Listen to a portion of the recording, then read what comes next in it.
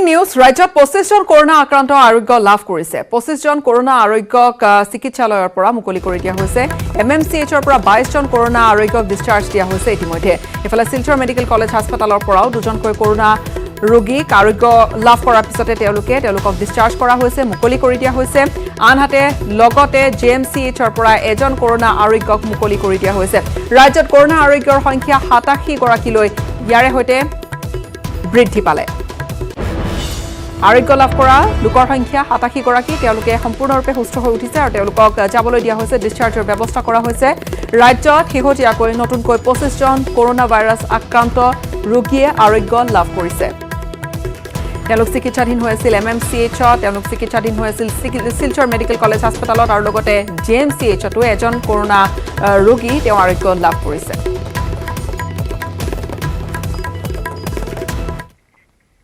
ৰাজ্যত শেহতীয়াকৈ 60 জন লোক কৰোনা ভাইৰাছত আক্ৰান্ত হৈছে কৰোনাত আক্ৰান্ত কামৰূপ মহানগৰৰ 41 জনকৈ লোক হোজাৰ 9 জন লোক কৰোনা ভাইৰাছত আক্ৰান্ত হৈছে আনহাতে মৰিগাঁৱৰ 5 জন লোক আক্ৰান্ত হৈছে কোভিড-19ত কৰোনা ভাইৰাছত আক্ৰান্ত হৈছে দৰঙৰ 4 জন লোক কৰোনাত আক্ৰান্ত হৈছে কামৰূপৰ এজন ৰাজ্যত কৰোনা আক্ৰান্তৰ সংখ্যা 774 জনলৈ বৃদ্ধি পালে ইয়াৰে হৈতে আজিৰ দিনটোত কৰোনা আক্ৰান্ত হৈছে গৈ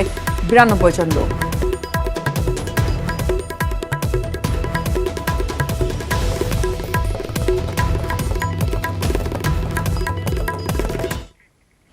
বছৰটোৰ প্ৰথমটো বানত ৰাজ্যত সংহাৰ বৰ্তমানলৈকে বানৰ কবলত 11খন জিলা প্ৰথমটো বানত বৰ্তমানলৈকে ক্ষতিগ্ৰস্ত হৈছে 2,71,000 লোক পাৰ্গো পাইনেৰে সাজু থাকিবলৈ নিৰ্দেশনা দিছে মুখ্যমন্ত্ৰীয়ে প্ৰতিখন জিলাৰ উপায়ুক্তলৈ নিৰ্দেশনা জাৰি কৰা হৈছে সাহায্য বিতৰণত কেলেংকাৰী নকৰিবলৈ আনহাতে হকিও নিদিয়া হৈছে স্পষ্টকৈ বান সাহায্য বিতৰণত উপায়ুক্তক চকু ৰাখিবলৈ কঠোৰ নিৰ্দেশ দিছে চিকিৎসকৰ নিৰীক্ষণত থাকিব আশ্ৰয় শিবিৰৰ কাষত কোৱাৰেণ্টাইন কেম্প নিৰ্মাণৰ পৰামৰ্শ আগবঢ়োৱা হৈছে শিশুৰ বাবে উপযুক্ত ঠাই কোৱাৰেণ্টাইন কেম্প সজাৰ পৰামৰ্শ আগবঢ়োৱা হৈছে বান পৰ্যালোচনা বৈঠকৰ অন্তত ঘোষণা কৰিলে মুখ্যমন্ত্ৰীয়ে খানাপাৰা ষ্টাফ কলেজত অনুষ্ঠিত হয় এইখন গুৰুত্বপূৰ্ণ বৈঠক মুখ্যমন্ত্ৰীৰ উপস্থিতিত বান পৰিস্থিতিক লৈ বিস্তৃতভাৱে আলোচনা কৰা হয় আজি মুখ্যমন্ত্ৰী ডাঙৰীয়াই ফ্লাডৰ ওপৰত এখন ৰিভিউ মিটিং লৈছিলে আমাৰ চৰকাৰী সকলো ডিপাৰ্টমেণ্টৰ মানুহ অফিচাৰ্ছ প্ৰেজেণ্ট আছিলে আপোনালোকে গম পাইছে অলৰেডি আমাৰ ষ্টেটত আজি 9খন ডিষ্ট্ৰিক্টত ফ্লাড এফেক্টেড হৈছে প্ৰায় 2 লাখৰ ওচৰা-ওচৰি মানুহ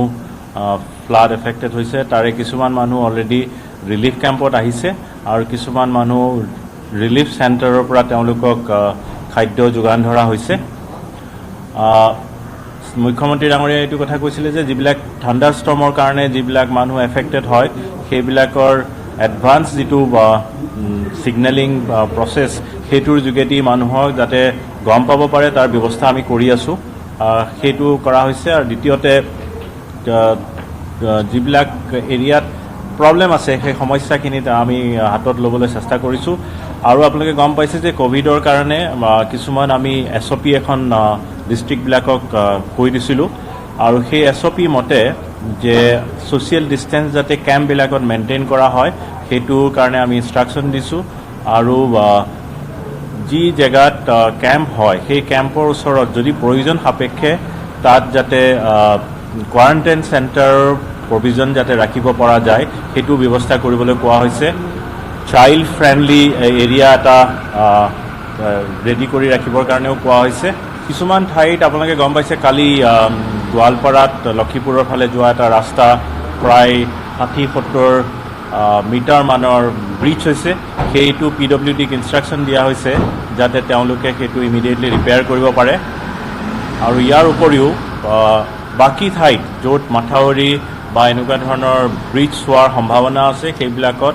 ৰাইজৰ সহযোগত আৰু ৱাটাৰ ৰিচোৰ্চ ডিপাৰ্টমেণ্টক কোৱা হৈছে তেওঁলোকে যাতে পৰ্কুপাইন বা বস্তা এনেকুৱা ধৰণৰ লৈ সেই এৰিয়াবিলাক যাতে বন্ধ ৰাখিব পাৰে উত্তৰ গুৱাহাটীত হৈছে ভয়াবহ ভূমিস্খলন অস্বক্লান্ত দেৱালয়ৰ মূল পথছোৱাতে ভূমিস্খলন পথটোত বিপদজনকভাৱে পৰি ৰৈছে মাটি যাৰ ফলত যাতায়াত ব্যৱস্থা ব্যাহত হৈছে ভূমিস্খলনত উভালি পৰিছে গছ-গছনি বাগৰি পৰিছে বিদ্যুতৰ খুঁটা আৰু অঞ্চলটোত ইয়াৰে সৈতে ব্যাহত হৈ পৰিছে বিদ্যুৎ সেৱা মাজগাঁওতো আনহাতে জাকাই প্ৰকল্পৰ যি মাটি সেয়া খহি ব্যাহত হৈ পৰিছে যাতায়াত জয়গুৰুৰ ৩১ নম্বৰ ৰাষ্ট্ৰীয় ঘাইপথৰ দাঁতিটো বাগৰি পৰিছে প্ৰকাণ্ড শিল আৰু গছ আৰু বতাহত উৰুৱাই নিছে জয়গুৰু চিলা মহকুটি প্ৰাথমিক বিদ্যালয়ৰ টিনপাত নেৰানেপেৰাকৈ হোৱা বৰষুণৰ ফলত ভয়াৱহ হৈ পৰিছে ভূমিস্খলন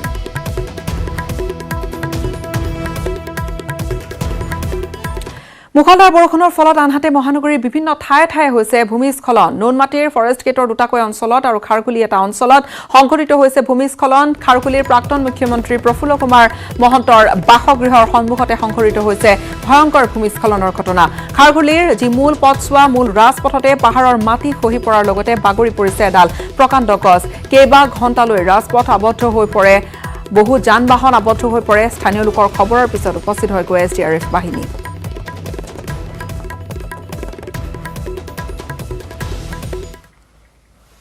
ঘটনাটো কি ওপৰফালৰ পৰা মাটি খহি আহি কেলিগৈ পৰি গৈছে হয় কি কি ক্ষতি হয় জানো ক্ষতি মানে গোটেই একো বস্তুৱে বাদ যোৱা নাই চব এইটো গডৰেজ দুটা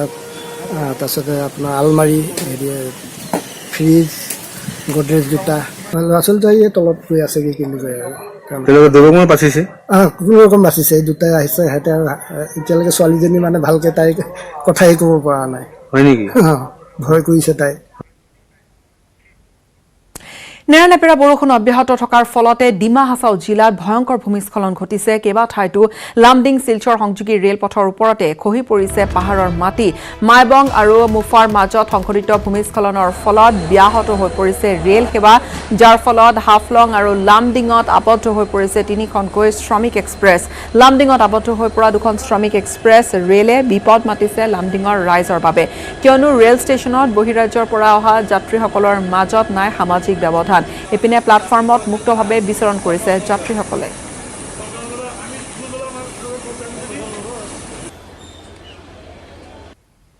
केरला से आया है मणिपुर का रहने वाला मणिपुर का रहना है अभी यहाँ से कब से हो कल रात से यहाँ बैठ रहे हैं सर रास्ता खराब है बोल रहे थे दिल्ली जाने वाला है रास्ता खराब है बोल रहे हैं अभी जा नहीं पा रहे जाने वाला है बोल रहे हैं पुलिस को क्या पता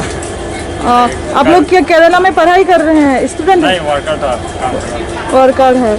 अभी ट्रेन में बिजली या पानी सब है अब पानी तो है बिजली है सब कुछ है पानी खाना नहीं मिल रहा है इसी प्रॉब्लम है सब लोग चक्कर हो रहा है এতিয়ালৈকে আমি 4খন গাড়ী এটেণ্ড কৰিছোঁ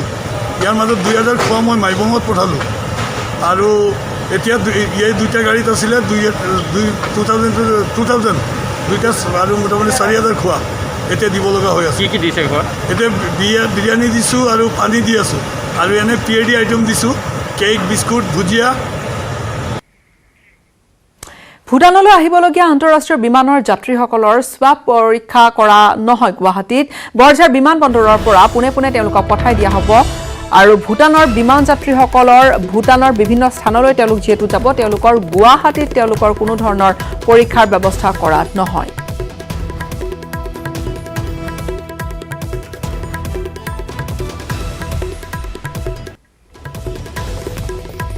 ভূটানৰ পৰা ইণ্টাৰনেশ্যনেল ফ্লাইট ভূটানৰ ফ্লাইটখন আহিব কিন্তু তেওঁলোকে ইয়াত নামি পোনে পোনে ভূটানলৈকে গুচি যাব আমি তেওঁলোকক কোৱাৰেণ্টাইন বা সোৱাব আমি নলওঁ চীন ভাৰতৰ সীমা সমস্যাই দেশ দুখনৰ কূটনৈতিক সম্পৰ্ক বিঘ্নিত কৰা অনুচিত লাডাখৰ চীন ভাৰত সীমান্ত যুদ্ধ সদৃশ পৰিস্থিতিৰ মাজতে এই মন্তব্য কৰিলে ভাৰতস্থিত চীনৰ ৰাষ্ট্ৰদূত চান ৱেডঙে লক্ষণীয়ভাৱে যুদ্ধবাজ চীনে সীমান্তত সেনা সঞ্চালন কৰাৰ পিছতে ভাৰতীয় সেনা নিয়োজিত কৰিছে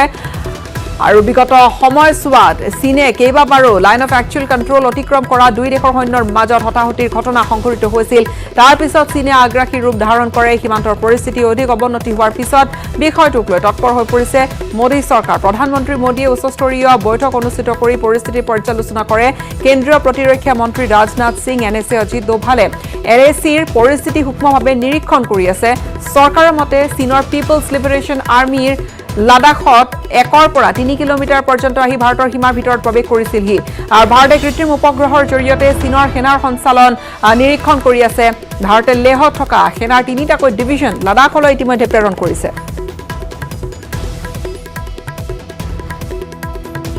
ভাৰত চীন সীমান্ত লাডাখৰ জজিলা পাছত উপস্থিত থকা নিউজ 18ৰ সাংবাদিক মুফতিয়ে জনাব আমাক সবিশেষ Well, we are standing at the Zojila Pass, and you will see that army is lugging up a lot of things, some artillery pieces as well as the ration and food, and they're going towards the Ladakh. In fact, I will show you the place where they will turn from towards Ladakh, and that's the corner where you see the Zojila Pass. Once they cross it, and you're directly into the Union Territory of Ladakh. Clearly, you will see also a lot of trucks. These are the oil tankers, these are the trucks which are being taken to Ladakh. These are not essentially good times for the army, given that what is happening on the line of actual control, with China resorting to kind of a build-up that one has never seen. Now there are talks that there's some 10,000 troops, Chinese troops, who have tried to come and intrude into the Indian territory, mainly in Galwan River Valley and then Pongong Lake. This is an area around the lake, although we know that 2/3 of it is under the control of China and 1/3 is Indian territory. That said, clearly the Indian side has said that they always favoring the doctrine of engaging and not confronting with the Chinese army, and it seems that it's a long haul, given that if you talk about Doklam, it took some 72 days for the Indian army to convince the Chinese that they need to go from that area. Same kind of a strategy we are picking up from army sources would be employed here also, although since yesterday we have seen slew of meetings taken, including the one that was taken by Prime Minister, wherein the NSA and the three service chiefs were there. But clearly the Indian response will come, and it will not be one of militaristic approach, but one of engagement. So talking and talking, that is what Government of India is going to adopt,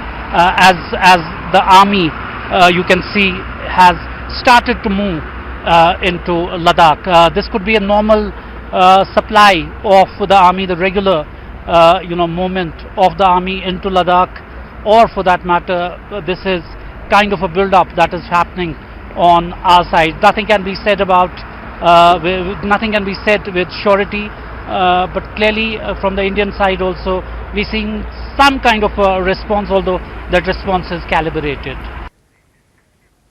আৰু exclusive এয়া আছিল জজিলা পাছৰ পৰা news 18ৰ সাংবাদিক মুফতিৰ এক বিস্তৃত প্ৰতিবেদন। পৰৱৰ্তী খবৰলৈ আগবাঢ়িছো। ভূগৰ্ভৰ পৰা নিৰ্গত গেছে তিনিচুকীয়াত নমাইছে আতংক। অইল ইণ্ডিয়া লিমিটেড খনন কাৰ্য চলোৱাৰ সময়তে গ্যাস নিৰ্গত হয় আৰু বিপদৰ আশংকাত ঘৰ এলি মুহূৰ্ততে পলায়ন কৰিলে বাঘজান গাঁওবাসীয়ে।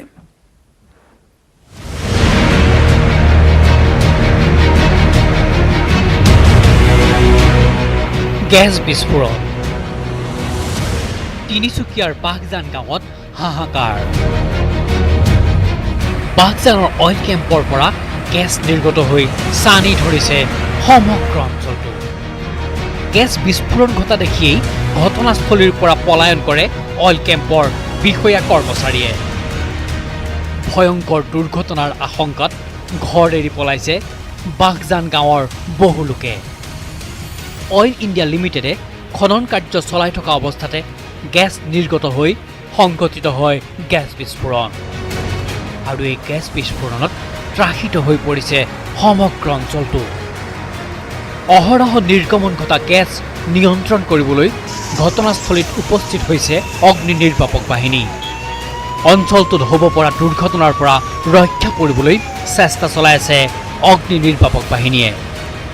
কিন্তু সক্ষম হোৱা নাই পুৱাৰে পৰা হোৱা গ্যাস নিৰ্গমন ৰোধ কৰাত। একে সময়তে দুৰ্ঘটনাৰ আশংকাত স্থানীয় লোকৰ মাজত সৃষ্টি হৈছে উত্তেজনাময় পৰিস্থিতি নিয়ন্ত্ৰণ কৰিবলৈ বাঘজানত জিলা প্ৰশাসনে মোতায়েন কৰিছে আৰক্ষীৰ লোককো। বাঘজানত যি অইল খাদৰ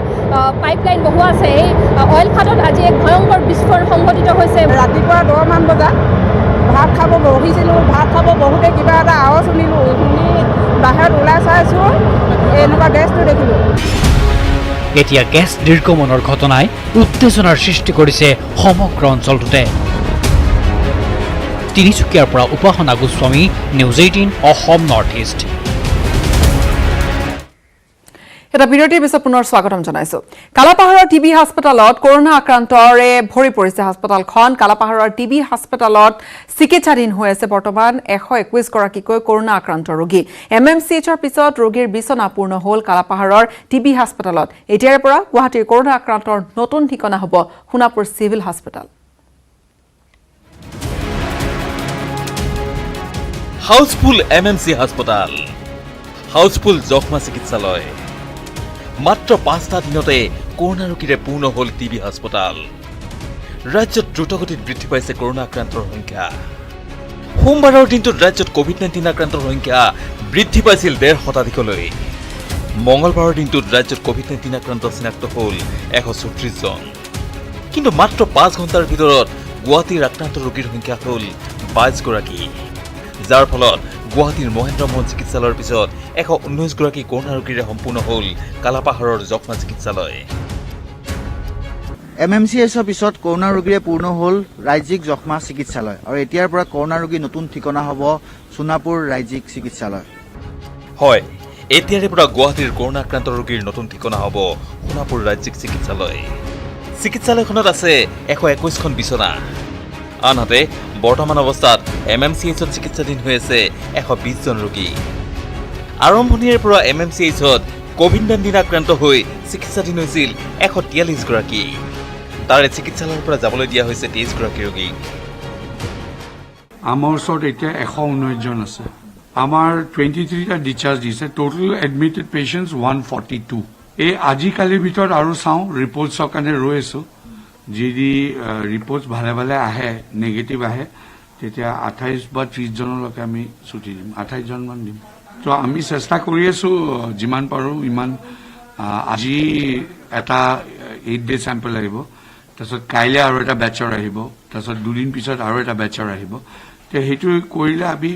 মোষ্ট প্ৰবলি about 80-90% আমাৰ পেশেন্টস আমি চেষ্টা কৰিম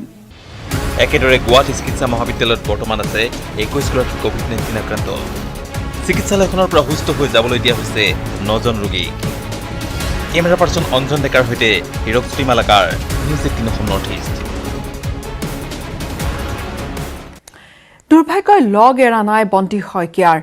নিজৰ চিকিৎসাৰ বাবে গৈ ইটোৰ পিছত সিটোকৈ দুৰ্যোগৰ সন্মুখীন হৈছে মহিলাগৰাকী কোভিড-19ত আক্ৰান্ত হ'ল এইবাৰ দ্বিতীয়বাৰৰ বাবে চিকিৎসাৰ বাবে গৈ মৃত্যু হৈছিল স্বামীৰ দুৰ্ভাগ্যই লগ এৰা নাই বন্তি শইকীয়াক নিজৰ চিকিৎসাৰ বাবে গৈ ইটোৰ পিছত সিটো দুৰ্যোগৰ সন্মুখীন হৈছে মহিলাগৰাকী কোভিড-19ত আক্ৰান্ত হ'ল দ্বিতীয়বাৰৰ বাবে চিকিৎসাৰ বাবে 10 মাৰ্চত দিল্লীলৈ গৈছিল বোকাখাটৰ মহিলাগৰাকী স্বামী অজিত শইকীয়াৰ মৃত্যু হৈছিল কোভিড-19ত আক্ৰান্ত হৈ দিল্লীতেই শইকীয়া দম্পতীসহ কোভিড-19ত আক্ৰান্ত হৈছিল কংকনজ্যোতি বৰা নামৰ যুৱকজন বন্তি শইকীয়া আৰু সহযোগী কংকনজ্যোতি বৰাক 22 মেত এখন ইনোভা গাড়ীৰে চৰকাৰী উদ্যোগত অনা হৈছিল বোকাখাটলৈ দিল্লীৰ পৰা অহাৰ পিছতে কোৱাৰেণ্টাইনত ৰখা হৈছিল কহৰাৰ প্ৰশান্তি লজত কোৱাৰেণ্টাইনত থকা বন্তি শইকীয়াক ইতিমধ্যেই জেএমচিএইচলৈ প্ৰেৰণ কৰা হয় উল্লেখযোগ্য যে স্বাস্থ্য বিভাগৰ তথ্য অনুসৰি কোভিড-19ত প্ৰথম আক্ৰান্ত ব্যক্তিৰ নিগেটিভ হোৱাৰ পিছত পুনৰ আক্ৰান্ত হোৱাৰ হয়তো দেশৰ ভিতৰত বন্তি শইকীয়াই প্ৰথম উল্লেখযোগ্য যে কৰোনা ভাইৰাছৰ উৎপত্তিস্থল ইউহানতো সংঘটিত হৈছিল এনে ঘটনা কোভিড-19ত আক্ৰান্ত হৈ আৰোগ্য লাভ কৰা ব্যক্তি পুনৰ আক্ৰান্ত হৈছিল কোভিড-19ত আৰু বন্তি শইকীয়াৰ ক্ষেত্ৰতো ঘটিল একেই ঘটনা বন্তি শইকীয়াৰ স্বাস্থ্য বৰ্তমান সুস্থ হৈ আছে তেওঁ একো তেনেকুৱা প্ৰব্লেম নাই তথাপিও যিহেতু তেওঁ এগৰাকী কেঞ্চাৰ ৰোগী হয় তো সেইকাৰণে আমি এইটো তেওঁক যোৰহাট মেডিকেল কলেজত শিফ্ট কৰিম বোকাখাটৰ পৰা প্ৰদ্যুৎ মহন্তৰ report news 18 Assam North east কৰিমগঞ্জৰ ঝেৰঝেৰি গাঁৱত জঘন্য কাণ্ড কেইবাজনো পুৰুষে নিৰ্মমভাৱে প্ৰহাৰ কৰিলে এগৰাকী মহিলাক এই নৃশংস ঘটনাৰ পিছতে আৰক্ষীৰ জালত পৰিল 7টাকৈ নৰপিশাচ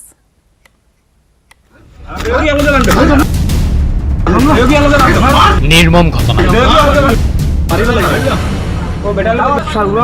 এগৰাকী মহিলাৰ ওপৰত বৰমতা ওলাল এপাল পুৰুষ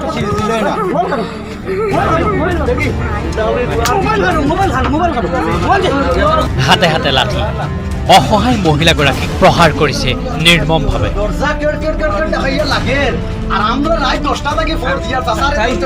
কোৰ মাৰিবলৈ কুণ্ঠাবোধ কৰা নাই এইকেইটা কাপুৰুষে। আক্ৰমণৰ বলি হোৱা মহিলাগৰাকীৰ সৈতে আছে এজন পুৰুষ।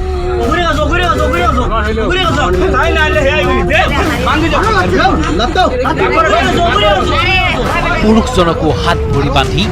যেনেকৈ পাৰে চৰ কোৰ লাঠি মাৰিছে উন্মত্ত যুৱকৰ দলটোৱে।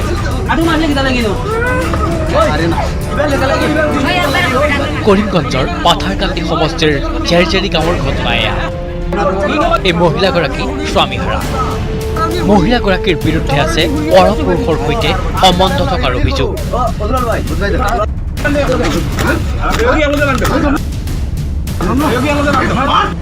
আৰু মহিলাগৰাকীৰ সৈতে একেলগে পুৰুষজনক পাই এনেদৰেই নিৰ্মমভাৱে অত্যাচাৰ চলালে একে গাঁৱৰে কেইটামান উদণ্ড। এগৰাকী অসহায় মহিলাক চৰকোৰ লাঠি সোধাই চলালে নিৰ্মম অত্যাচাৰ।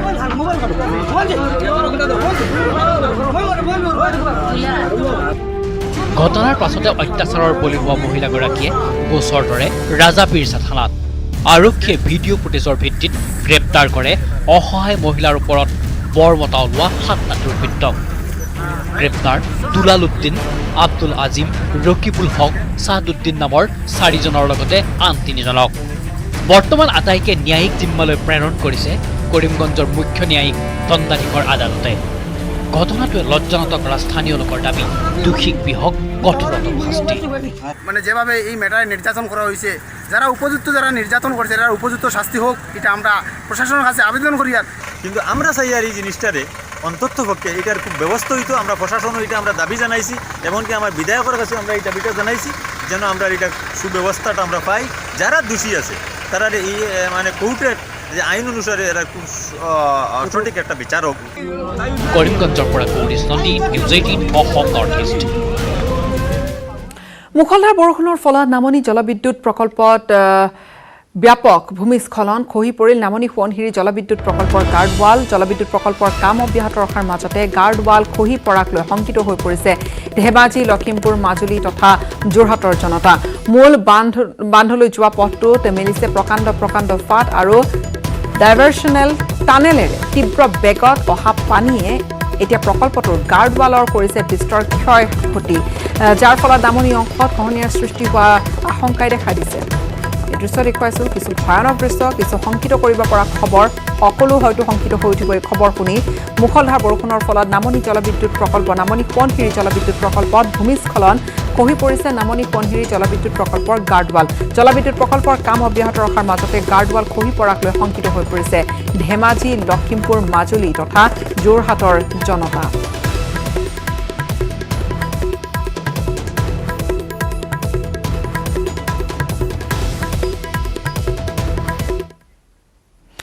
ইয়াৰ সৈতে সময় হ'ল খবৰ সবিশেষৰ পৰা বিদায় লোৱাৰ। নমস্কাৰ।